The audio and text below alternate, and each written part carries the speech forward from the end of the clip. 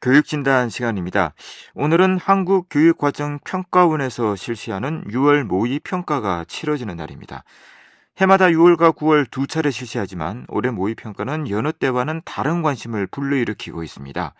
의대 정원이 확대된 상황에서 재학생은 어느 정도의 성적이 나와야 의대를 갈 수가 있고 재수생과 대학 재학 중인 학생들은 또 얼마나 늘어날 것인가 등이 초미의 관심사입니다.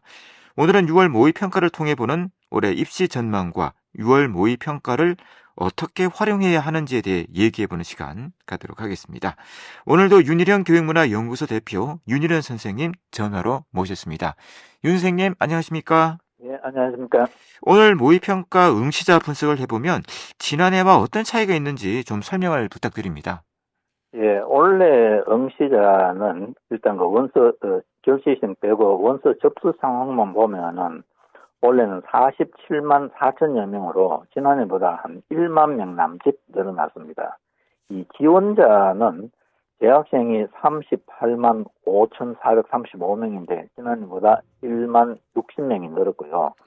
졸업생은 8만 8,698명인데 지난해보다 398명이 늘었습니다. 비율로 보면은 지난해에는 우리가 흔히 대학 휴학생 전부 합쳐서 N수생이라고 하는데 N수생이 19% 정도 됐는데 올해는 한 0.3% 줄었지만 실제로 숫자는 이 재수생 숫자가 2012학년도 이후 가장 많습니다. 88,698명이라는 게. 그래서 지금 우리가 수치로 볼 수 있는 게 수험생 수가 이렇게 재수생이 늘어나고 또 27년 만에 의대 입학 정원이 늘어나면서 지금 여러 기관에서 또 이 의대 열풍을 보도하고 있습니다만은 6월 모평에서 재수생 숫자가 이 정도라면은 실제로 대학을 졸업하고 한 학기 하고 재수생에 참여하는 반수생이나 이런 쪽은 9월 모평이나 본 수능에서 더 늘어나기 때문에 올해 입시에서 어떤 영향을 미칠까 사람들이 관심을 많이 가지고 있습니다. 그리고 지금 우리가 탐구 과목은 사회탐구, 과학탐구 두 과목을 선택하게 되어 있는데 예를 들면은 인문계에서도 과학탐구를 선택해도 되고 또 일부 자연계과 과목에서는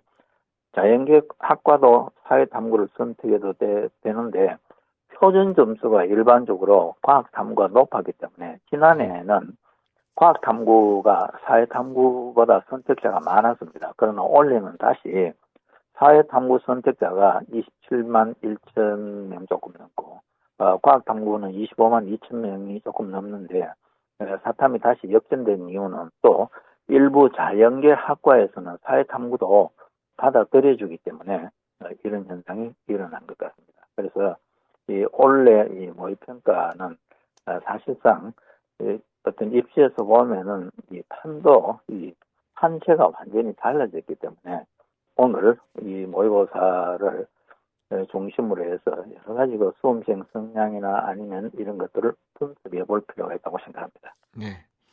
6월 모의평가를 치고 난 뒤 이 시험을 어떻게 활용해야 하는지에 대해 말씀해 주시겠습니까? 예, 우리가 널리 모의평가를 치면은 분석을 할 때 핵심적으로 고려하는 게 내가 과연 이 6월 모의평가로 볼 때 나는 주로 학생부에 기반하는 수시에 강한 스타일인가, 유리할 것인가, 아니면은 학생부보다는 수능에 유리할 것인가, 이런 것에 대해 어렴풋이 짐작을 하게 됩니다. 그리고 또 최상위권 대학의 경우는 6월 모평을 기준으로 볼 때 최저 학력 기준을 충족시킬 수 있을 것인가, 없을 것인가, 이런 것도 많이 우리가 생각을 하게 됩니다. 그러나 6월 모평에서 다음 몇 가지를 꼭 당부드리고 싶습니다. 6월 모의고사도 역시 연습으로 치는 시험에 불과하다. 그리고 상당히 과목별로 조금씩 차이는 있지만 6월 모의평가에서 1등급을 받은 학생이 실제 수능에서 1등급이 그대로 유지되는 확률이 40%가 안 됩니다. 그러면은 3분의 2는 6월 모평 이후에도 성적이 바뀐다는 것이기 때문에 이 6월 모의 평가는 현재의 내 위치를 살펴보는 그런 참고 자료이지, 이 6월 모평에 의해서 어떤 내가 꿈꾸고 가고자 하는 대학에 이미 합격이 된 거와 다름없다, 아니면 나는 불가능하다, 이런 걸 아니라는 걸 학생도 알고 학부모님도 알고, 그리고 여기에 기반해서 우리가 더 나아지려는 방향으로 노력한다는데 중점을 둬야 되겠습니다. 그래서 요약을 하면은, 모의고사는 수험생이 자신의 객관적 위치를 파악하고 취약점을 파악한 후 학습의 효율성과 생산성을 향상시키는 수단으로 활용해야 됩니다. 네. 이 많은 수험생과 학부모들이 모의고사에 너무 민감해서 오히려 모의고사가 주는 이 충격과 좌절감 때문에 생활에 활력을 잃고 이 수험생활 전반에 상당히 나쁜 영향을 미쳐서 6월 모평 이후에 거의 공부를 포기하는 학생도 해마다 굉장히 많습니다.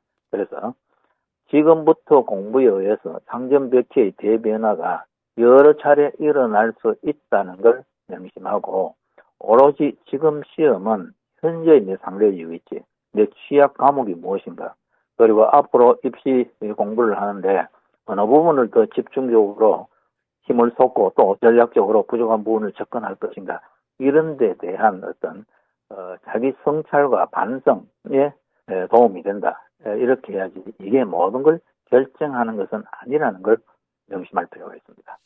네. 수험생을 둔 가정에서는 어떻게 자녀를 뒷바라지하는 것이 바람직할지 조언을 부탁드립니다.